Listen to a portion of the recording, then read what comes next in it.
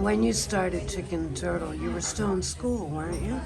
I was still in school, yes. I was on the second year of my bachelor's when I actually decided that I wanted to start a brand. To be honest, I don't know what I was thinking because it was extremely difficult. But I'm a very patient person. So I started for about 2 years, doing hundreds and hundreds of experiments, making hundreds of clothes. Actually, I wear them all. They're not thrown Like away. this jacket Like you're this jacket, wearing? yeah. But this is one of the latest, so it was not one of the first experiments. And look at that, your signature. There's Nice. that was the first chicken turtle. I remember. And then about 2 years after I had originally started, I sort of had to make a decision because I decided that it was time to really launch, and then the very last fresh idea that I had in mind was to base the brand on a cute little character, which I have always been a fan of. And I had recently created Chicken Turtle based on the sort of nickname drawing portrait of an ex that I had, and I went with it. I said I also like the idea of how strange it was. Like I tried to think like if I invited somebody to come to my show for the first time, or if somebody came across for the brand for the first time, they would receive an invitation to come see a brand called Chicken Turtle, and I thought at least they would be intrigued,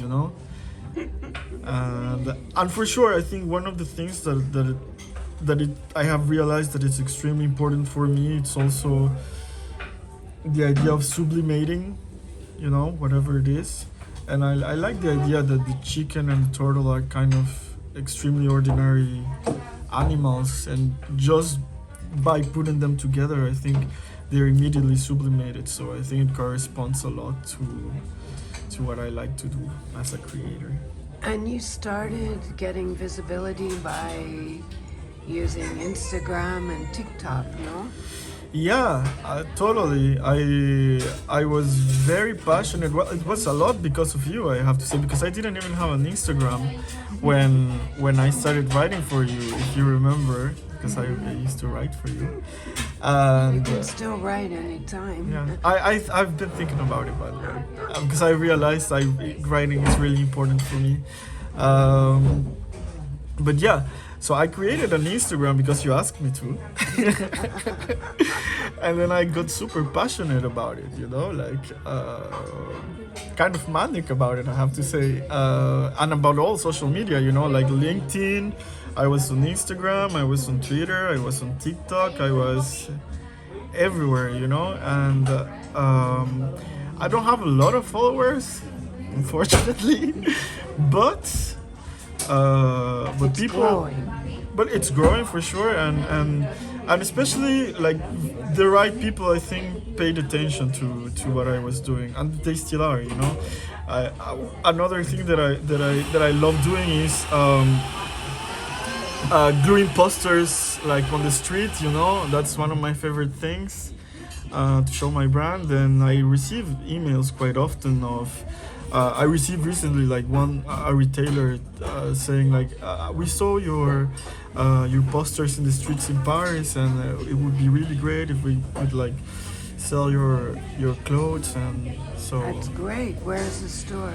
in the United States. Yeah. Fantastic. Yeah, I don't know if I'm gonna do it, but Because that was a school project when you did that web pasting or whatever you when call I it. started, yeah, exactly. Yeah, I had to take pictures for my graduation collection, and I couldn't figure out exactly what I wanted to do.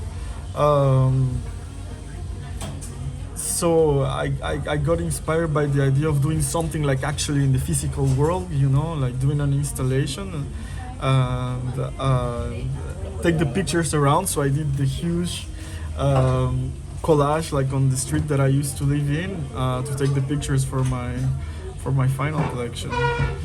Fun fact: the installation got destroyed before I actually got to take the pictures. I think I had a few pictures. Yeah, I took a few too, but yeah, but the purpose of it kind of died, and I got addicted to it. After that, I every once in a while I go out in the middle of the night and I like to glue chicken turtles all around the city. And you started out doing accessories, no? I mean, you did clothes, but I you did were clothes too, yeah. putting the accessories. I always put the accessories kind of as a fundamental part of what I was doing. Yeah, I don't know, like it just kind of felt obvious, and maybe also even my friends have pointed out that maybe the idea of chicken turtle and the brand it's even easier to kind of translate into accessories than it is to translate directly on clothing, because I mean, What is the concept? Because your clothes, you told me, I think, the strongest pieces are what people want to buy from you. it's denim, yeah. So let's talk about the denim. Yeah, so the denim, I have always been working with denim even before Chicken Turtle, and even before I went to school and everything. Where did you grow up? I grew up in Santa Ana, a small city town in El Salvador, Central America. And you were designing clothes at that time? Always, since I was 5 years old. Really? Yeah. Tell me about an outfit you did when you were 5. I remember I don't remember exactly the clothes that I was making when I was 5. I do remember, because I got into a lot of trouble because of this one. I remember a backpack that I did. I wanted to have like this particular backpack based on a bag of Legos that I had received as a gift. And what I used to do when I was 5, and still kind of what I do, is that I used to go into at that time my parents' closet, and particularly that time my aunt's closet, and I took like clothes from her and bags from her, and I cut it all up and like stitched it back together to make my own backpack. And I was so happy about my kind of Frankenstein backpack, except that when my aunt came home and saw that half of her closet was like scissored out and like completely destroyed, I got into a lot of trouble. And so that's why I remember this backpack very well. And how does she feel now about your collection? They love it, of course. Like it makes so much sense for them, and they all feel happy that all the sacrifices that they've done have paid off. Because I mean, I was always extremely inventive. Even beyond clothes, I was always making robots and stuffed animals and stuff, like everything. And I remember my mom used to say every time she heard a siren, like a firefighter siren, when she was at work, she was like, "Oh my God, did you burn down the house already?" So Did you ever? I burned out the garden once. I had What were very you good. doing? You were experimenting. I had very good intentions, to be honest. I love gardening actually. Did you see many turtles in the garden? We had turtles in the gardens, but luckily not in the one I burnt. But I used to plant my own vegetables. At that time, I had cucumbers and tomatoes and peppers, I think. I used to plant all the time, and I had seen that, when you used to see in the mountains in El Salvador, they used to burn, like, or sometimes I saw it burning, and I would ask my mom, like, why is the mountain burning? And then she would say, like, yeah, when they finish cropping or harvesting, they have to burn so they can plant again. So I thought, I'm done with my cucumbers and all of this, so I'll burn it and start over. So I burned the whole thing down. I remember when my sister tried to stop me. I remember it. I'm sure I had read it on the Bible too. And I remember telling my sister, no, it's okay. It's on the Bible. It says you have to burn the thing when you finish. How old were you? I was 10. I was 10 at the time. I was a bit old already. Yeah. But imagine when my mom came and she opened the door and the whole garden was literally like black, you know. She wasn't very happy. No, she was shocked more. I guess she was scared. I don't remember. But this was daily life. It's still daily life with me, to be honest. You know, like very few people even like living with me because I think my life is like perpetual atelier. You know, wherever I go, wherever I am, I'm always making things. I would. One of my latest ex, I got in trouble because I was burning things in his bed, in his room. You know, it was because I was making a collection actually, and I was experimenting on like making holes with fire, and it was a huge drama. So Where do your fabrics come from usually, aside from denim? Like, what is this made of? So this actually I made out of the very original one, which is this one. It was another designer's jacket. I have to say, I'm not gonna say who it was. You know who it was because I worked for him. And I hated the way it fitted. It was one of the worst fitting jackets I've ever had in my life, to be honest. And I was mortified by it because I loved the fact that it was silver. And so I decided to like make it again, you know, and doing it like this, and it's 100 times better than it was when I first bought it, to be honest. So, but then you duplicated it in Yeah, your exactly. remodels. Yeah, exactly. So are But these pieces like kind of one of a kind, or? I'm right now I'm working more and more and trying to actually solve the idea that everything stays one of a kind. I think it's nice. I think it corresponds to what my ideals of fashion are, you know, like massive production and like clothing that it's made too much in series. I actually love factories, which is funny, but just the idea of seeing so many clothes, like it makes me extremely anxious, you know. So I like everything to feel or to be in some way one of a kind, you know. So you're into slow fashion and sustainability in your own way. In my own way, yeah. Yeah, I Maybe think not so. in the way of But globally thinking yeah, about like it. But how does that work then? If it's one of a kind, how do people buy your clothes? They see it on your online shop? yeah. Well, That's- you know, one of the things that I've been studying fashion since literally forever. You know, you sort of realize that there's always way to solve, to like engineer the process of making clothes, and that's actually what I'm exercising right now. You know, like the fact of making one first model that's one of a kind and being able to reproduce it as close as it is to the original one by using steel. Like I like right now I'm using only materials that I find, you know, like if I'm gonna make a jacket, I literally like I fight to find this exact fabric but on pieces that exist already, you know, to remake it, and it's totally possible. Of course, you know, first of all, not everybody's gonna wear this, so it's okay if I don't make 1,000 pieces. So basically, do you call what you do upcycling? You could call it upcycling, yeah. It is based on upcycling, yeah, definitely.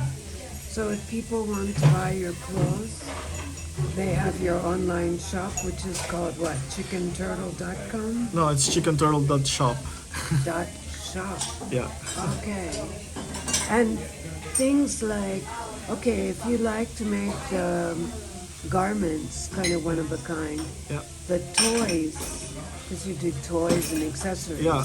that you could eventually do like with In a factory. series, yeah, and even the even the one of a kind items I can make in factories, because like I was saying before, I love factories, and I consider that one of my big talents. The fact that I know very well how to work with them, and I love to work with them. So you can always find a way to make. I mean, to be honest, one thing I have found out by doing the work that I do, by working so specifically with only materials that I find that are reutilized, or by creating things that in some way are one of a kind, is that I've come to realize that the reason why most people are not doing that is just because it's obviously just easier to say, okay, to a factory, you make this and buy 100 rolls of fabric the same, and they just reproduce it, and probably they won't even sell that many of those produced garments, It's not that hard. Most of the reasons why people don't do it is just because they're kind of lazy about it, to be honest. Because really, upcycling and remaking things takes more time than if you're doing Yeah, pattern and you're yeah, doing volume. yeah, a little bit. It takes a little bit more time, but that's kind of it's one of the things that you can allow yourself as a designer brand, because of course, your things cost a little more than fast fashion. So ultimately, would you like to work for a big brand?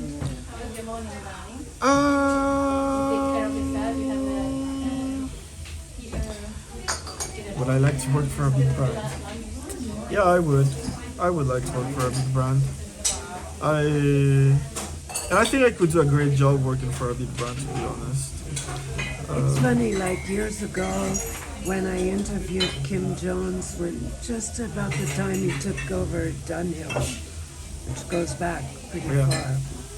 far, he told me that he always did his brand Thinking that he would as a work. stepping stone, as the jumping off point to work for a big brand, because that's what he always wanted. Oh, that's funny. I have realized lately that there's things that you can allow yourself to do that maybe big brands, because they're so big, so they're like huge elephants kind of moving, they can't do. And I think that's one of the positive perks of doing things for yourself, for your own brand, or in working small. But definitely there's a lot of advantages from working for a big brand.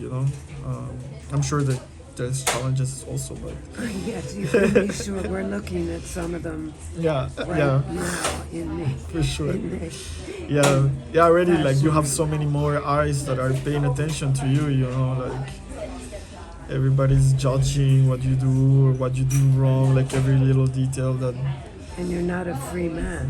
you're not literally. It's kind of like, I'm a big fan of The Crown, the series on Netflix, and I it's kind of like the position of the monarchy, in England, like they can't say anything, they can't do anything, they cannot have an opinion, they can act, whatever they see or whatever they agree or not with. And I guess it's kind of the same thing when you're a huge brand, like it's very hard to be an individual. And right now, the production, you do it all, or you have people working? I have different ways of doing things. Some things I do myself entirely here in Paris, and some things I produce with a factory from El Salvador, actually, which is where I come from. This was all made in El Salvador. This was made in El Salvador. What Buttons is were that mate in piece the Italy. middle? Huh? What's the khaki piece in the middle? It's a shirt.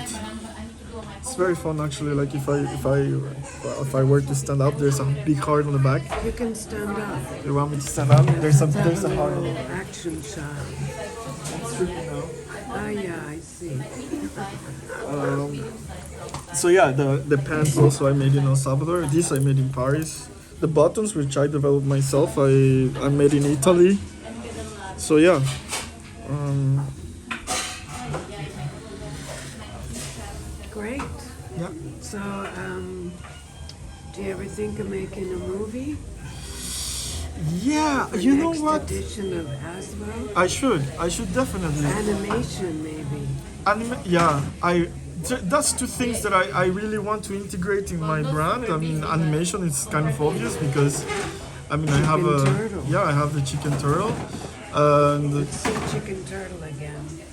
yeah, Me, your chicken turtle. Okay. Is that and embroidered? yeah, this one is embroidered and kind of I painted on top of it after. Um, but you know, one of the things that I'm very passionate about is writing.